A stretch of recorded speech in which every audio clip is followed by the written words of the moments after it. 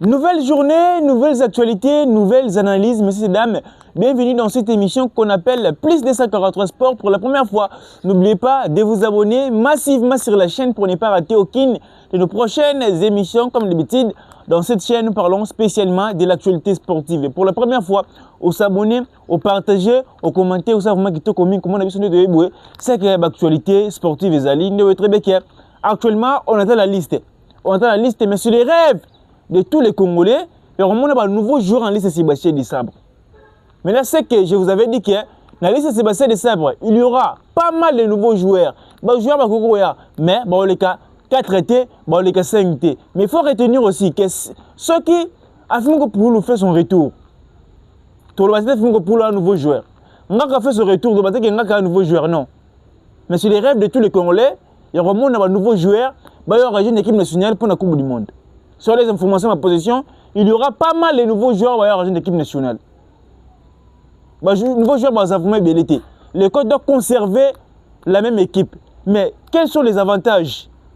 Il y aura combien de nouveaux joueurs? Et quels sont les désavantages? Il y aura bien de nouveaux joueurs. Donc pour la première fois, s'abonner, partager, commenter. L'année émission aux AIDCT. On va parler également sur les retours de Dimitri Bertone. Dans mon essai un peu polémique, Batebele va critiquer Dimitri Bertone. Que Dimitri Bertone a été en un pays au football, Batebele va critiquer. Maintenant, est-ce que Dimitri Bertone a quoi qu'on analyste? Chacun doit donner son point de vue. Maintenant, notre point de vue, tu peux pas critères. Dimitri Bertone a un peu de chance sur les journalistes Sébastien Desabre. À la fin, tu as la fiasco sur le Léopard I-17 qui compétition pour le 3-0 contre l'Ouganda. Mais on voit le Léopard I-17 qui tournoi unifié. C'est quoi le problème?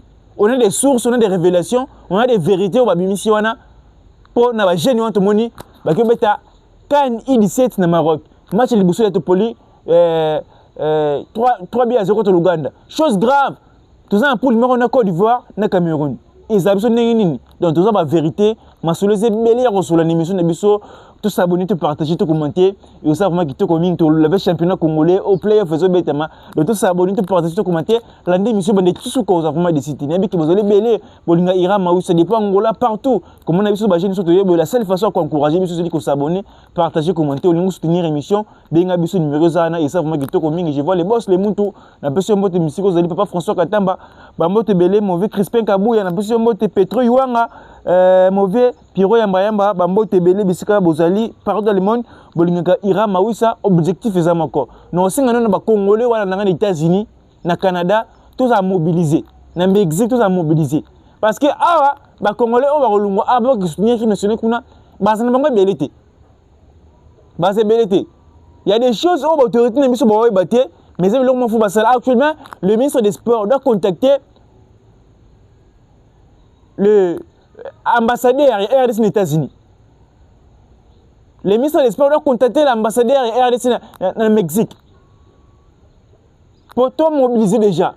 Parce qu'il y a une forte communauté congolaise en Amérique. On va courir un peu, assurer pas bien ce qu'on les reste. Donc, on sait que les Congolais, tout le ira Maouissa, Kuna, dans les États-Unis d'Amérique, partout, côté Coupe du Monde, dans le match RDC aux Lawana. Tout comme cette équipe nationale. La RDC est vraiment des retours la RDC est vraiment des retours pour prendre directement notre premier sujet et aller l'arrivée de nouveaux joueurs dans la liste Sébastien Desabre. C'est les rêves de tous les Congolais actuellement. Il y a de nouveaux joueurs dans la liste Sébastien Desabre. Mais ce qui est avec Sébastien Desabre, tout peut arriver. Tout peut arriver avec Sébastien Desabre. Je vous avais dit aussi, il y a des joueurs. On est moutou dans Bisso. Tout ce Bisso nous sommes Congolais. Tout le monde a moutou, mais pas entraîneur Sébastien Desabre. Il y a des Congolais qui vont Aranti Bolaté, mais Aranti Bolaté de la liste, et va jouer présélectionné. Pourquoi pas d'être sélectionné aussi? Est-ce que tu vas le placer ils n'ont un bac là? Est-ce que tu vas le placer il n'ont un bac là? Est-ce que tu vas le Jackson Mouleka? Mais Jackson Mouleka est dans la liste des joueurs présélectionnés. Par exemple, avec Sébastien Desabre, on est prêt à tout. On est prêt à tout. Si l'arrivée de nouveaux joueurs, nouveaux joueurs, mais ça les belleté. Le coach doit reconduire la même équipe parce que Depuis il y a projet dans la continuité de la joueur. Peut-être après la Coupe du Monde, on aura une autre équipe. Oh, tout le monde qui a un nouveau joueur, bon, il y a vraiment ibélé. Ce qu'on peut dire en bref, c'est ça.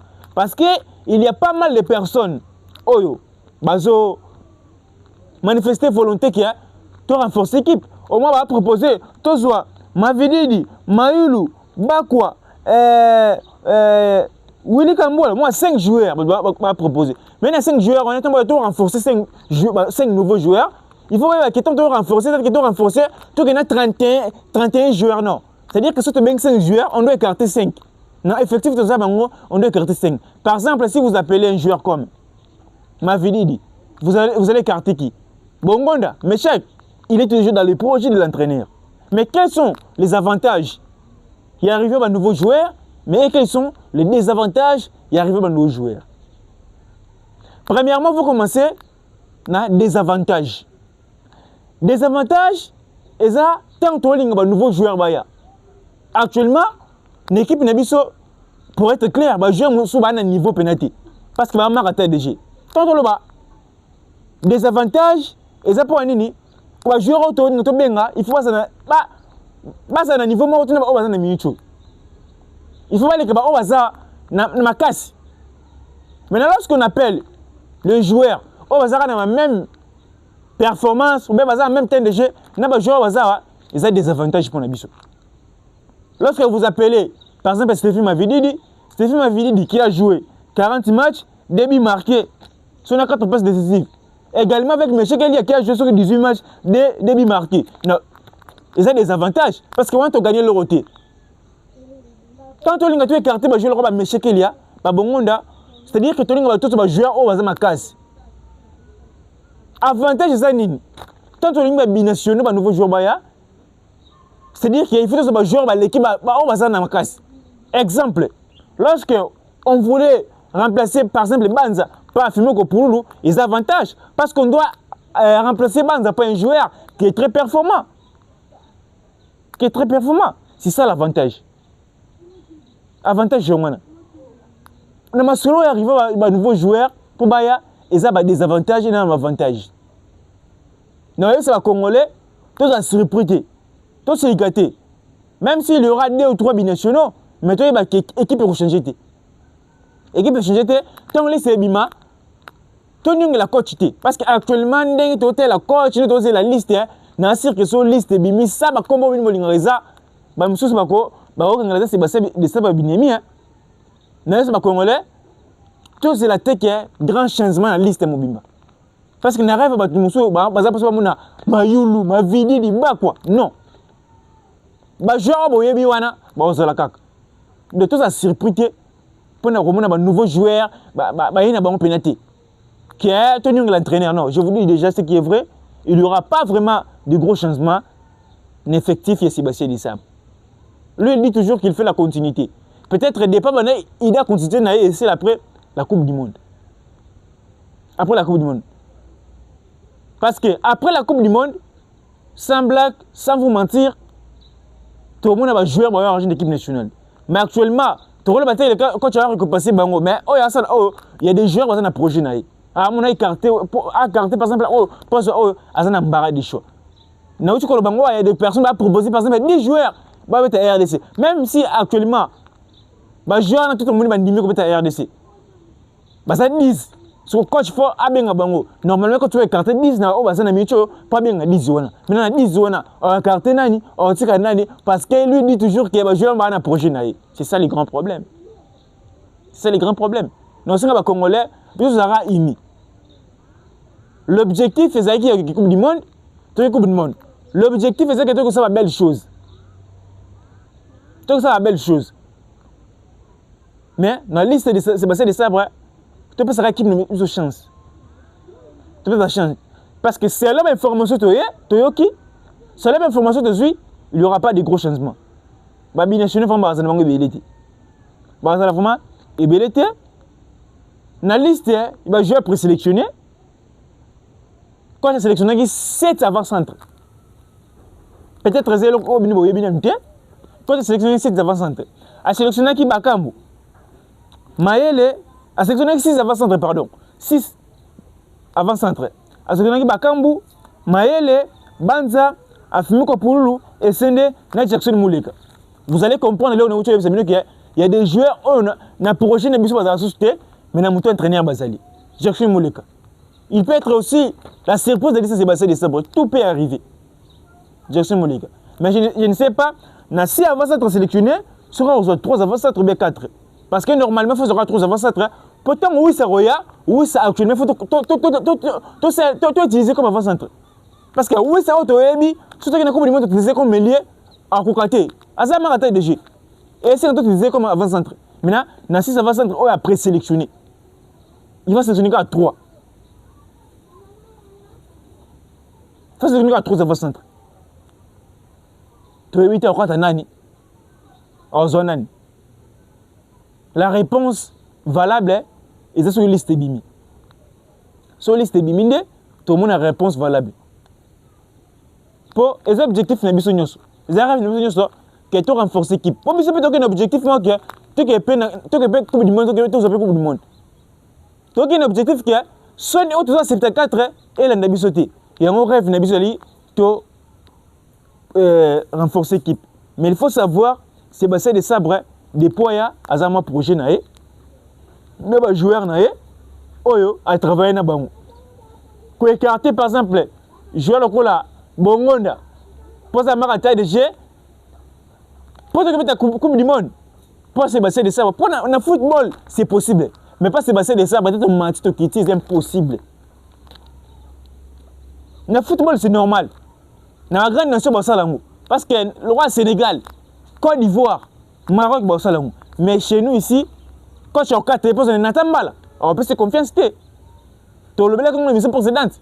Ils ont comme confiance. Quand tu as bien une confiance dans le bon monde, même si tu ne joues pas, quand tu as bien donc, ce qu'on peut dire en bref, c'est ça. La liste Sébastien de Sabre, tous la liste Bima. Ton liste Bima, on va tout critiquer penalty. Tu critiques la critique positive parce que tu as vu qu'il y a une grande compétition. Mais tu as vu que tout peut arriver. La nation va sous-estimer que c'est l'exploit. Zambie a Coupe d'Afrique 2012, devant Côte d'Ivoire, il y a Touré, Drogba, Jarvino, avec des joueurs locaux. Pourquoi pas aussi, la RDC était le premier pays africain noir de qualifier la Coupe du Monde. Pourquoi pas aussi d'être le premier pays africain à gagner la Coupe du Monde avec cet effectif. Donc, ton liste est bima, tu roules le matin qui est oh boy. Pour ça, le coach a récompensé les joueurs à mon société. Quand récompenser ça, le roi Nini, il y a des Congolais qui sont sur la zonga. Gagner qui écoute pas zonga. On est sur le récompense, mais comme le roi qui ndoc. Tu lignes bon. Mais vous allez remarquer une équipe type. Là, tu as mis Malembe. Oh, Ezalaka. Tu sais le rôle là. Meshach. Bongonda. Mbemba. Bakambu. Wissa. Mbuku. Joueur na tout boye bien na. Maswaku. Analyste. S'il y aura quelques nouveaux joueurs, ils en ont milieu du terrain dans le latéral gauche moko. Parce que sur les informations en possession, on peut aller à la Coupe du Monde avec 3 défenseurs, 3 latérales gauche. Selon les informations en possession. Quelques nouveaux joueurs, bien des arrosent dans le milieu du terrain. N'attaque pas Bosana. Parce que n'attaque pas il faut retenir aussi que Jacques Paris Mago m'a sélectionné. On a sélectionné. Attends, avec un nouveau joueur au milieu du terrain, Paris Mago maté. On a aussi c'est vrai. On a sélectionné. Donc, Otoro il y a sur l'arrivée de nouveaux joueurs dans la liste Sébastien de Sabre. Dans le Congolais, déjà dans Michobo, sur la liste Sébastien de Sabre, nouveau joueur a été aussi des questions de critiquer parce qu'actuellement, tout le monde déjà va devoir le ceux qui te connaissent, tu baisses comme moi, tu limoges Sébastien de Sabre. Avec comme du monde, tu roules le roi. Pas tu vas réfléchir bien, pas analyse tes morts bien, tu roules le roi. Tu roules le roi. Parce que étape où Sébastien de Sabre comme Sibiso, ils ont entraîné à monter comme Sibiso. Quand limoges entraîneur et quittera équipe. Après départ, il bengue. Équipe nationale, il quitte. Mais actuellement, tout mati. Si il aura tenu de limoger Sébastien de Sabre, il faut s'entraîner à mon corps. Ou à l'équipe Sébastien de Sabre, ou bien à niveau Sébastien de Sabre, on passe la mentalité à convaincre les nouveaux joueurs. Parce que si on limogé, bolingi ba gibuka sana bino ba coach wana équipe ne biso école la sous. Donc on a mentalité na que si les coupe du monde te bien phase de poule te relunga. Non, tout le bon côté. Il y a des grandes nations qui ont des qualifications de roi Italie. Il y a des coupe du monde. Parce que des coupe du monde malgré toute la difficulté mais tu pays. Tu peux te bien troisième, tu s'imposer paix. Tu remettre ma bord parce que ça toute la première participation pour la biso génération. Oh, tu le battre que oh c'est passé des ça faux. Il y a des ils arrivent tout que musique. Maintenant tu que kuna bablo muso salamité. Tu condamné qu'à entraîner RT. On a rôle en bref parce que après Coupe du monde quand 2027 tu rejoins beaucoup en c'est n'importe quoi locaux. Parce que les joueurs bakoya après Coupe du monde bon ni m'a vraiment té. Donc autre rôle ba na mukusu ngwana Dimitri Berthaud fera-t-il son retour? C'est la grande question parce que il y a pas mal de personnes on va comme l'angai ba bien ngai ira mawisa est-ce que Dimitri Berthaud akoya na liste Sébastien de Sabre. L'émission précédente na na 26 juin na proposé qui na chaki Dimitri Berthaud.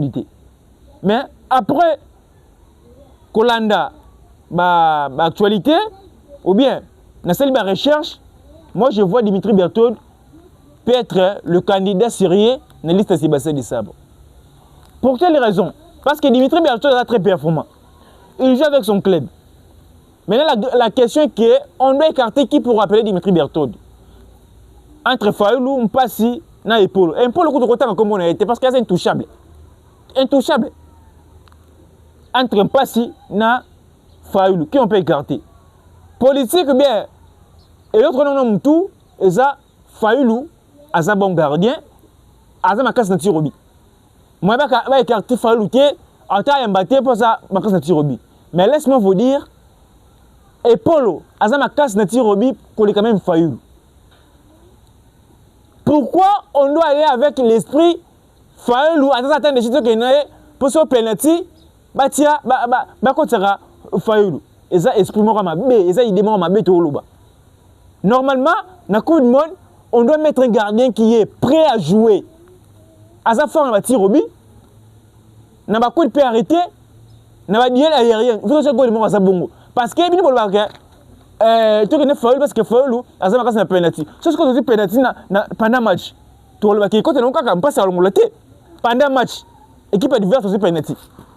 Tu le banin. Ton espoir est à côté qu'elle passe à le si tu ne tires Robi, tu retires Fayoulou. Non, ce n'est pas ça. Raison pour laquelle je vous dis que Paul au mérite d'être titulaire. Pour y avoir fait un penalty, à ça fort n'agnoso, à ça atteindre de jeu. Et maintenant, la différence entre Fayoulou et Berthaud est quoi? Berthaud, bah tu peux critiquer. Mais bon, il va que Berthaud a atteint des jeux. Comparaison, il y a championnat canadien. Namuto atteint des jeux, mais il faut que vous ayez un championnat canadien. Namuto avant d'arnailler, Namuto avec un championnat canadien. On a vu qu'il il jouait dans le championnat congolais. On sélectionnait Ezra Skabamba. On a le poste na Don Bosco. Deuxième gardien, troisième gardien. Est-ce que le championnat congolais n'a mutuo et le championnat Canada? Non. Asa attend de jeu.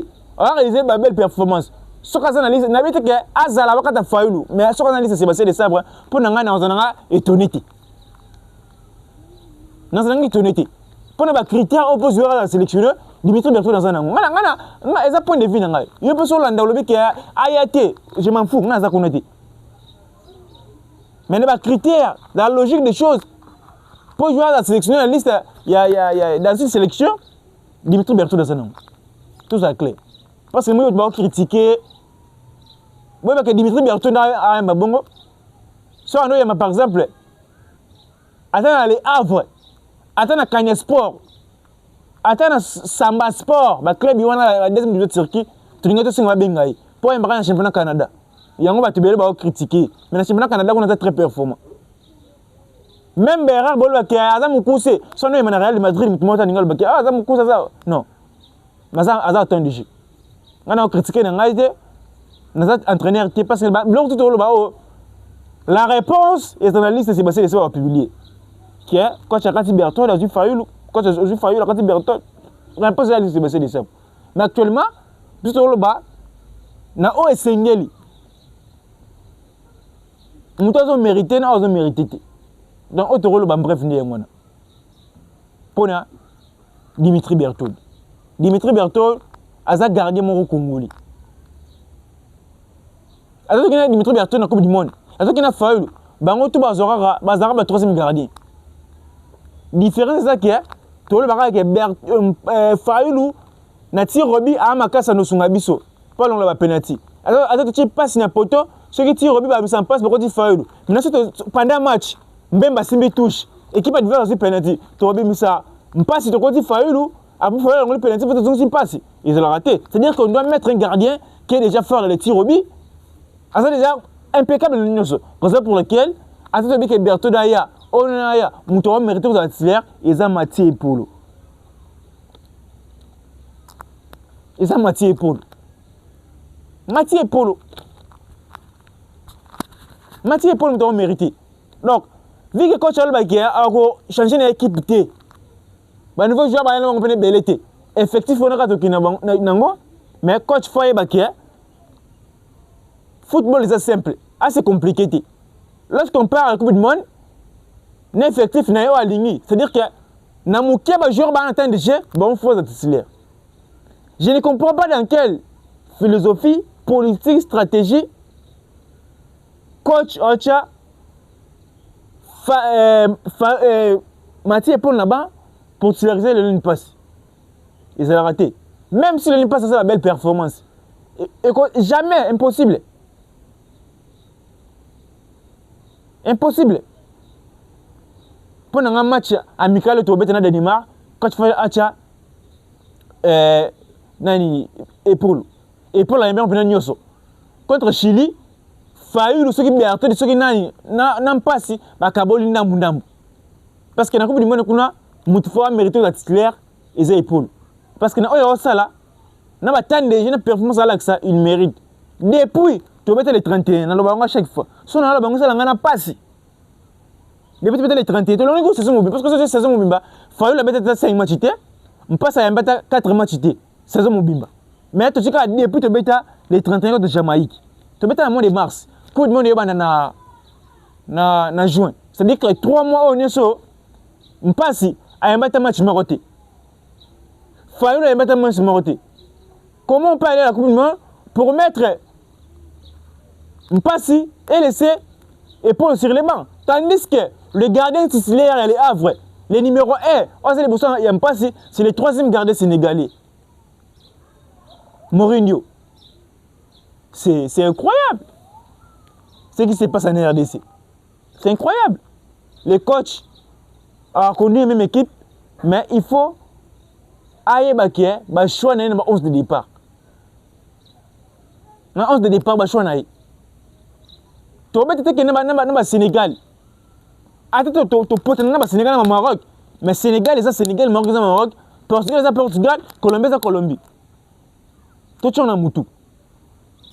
Parce qu'il y a des Congolais baké, tu rebounes na Portugal, tu sais un Nil. Na Colombie c'est le Nil, après na Ouzbékistan tu gagnes Ouzbékistan. Bah tu belé bah sous-estimé. Ouzbékistan. Mais si on était incapable de marquer un but contre la Jamaïque, dans les 90 minutes, on était incapable de monopoliser les ballons, de manœuvrer les ballons contre le Bénin, est-ce qu'on doit gagner aussi l'Ouzbékistan? C'est la grande question. C'est-à-dire que les coachs doivent faire des bons choix. Dans les 11 de départ, comment utiliser la Coupe du Monde?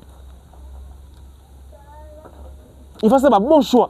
Choix pour permettre Bisso de mettre vraiment compétition qui toque. Normalement, ils ont bon. Donc, autre rôle, bref, mais on entend la liste. Parce que nous, nous avons justifié la liste. Ils ont Sébastien des Sabres. Sébastien des Sabres, nous avons publié la liste. Tout est dans la liste bouée. Même si on va critiquer tout ça, on analyse que les joueurs ont mérité. Mais c'est le prochain entraîneur, il fait toujours la continuité. Donc, et c'est une conférence de presse. A publié une liste de mon les joueurs ont mérité. On lui pose la question. Il y a des nouveaux joueurs qui veulent rejoindre la sélection congolaise.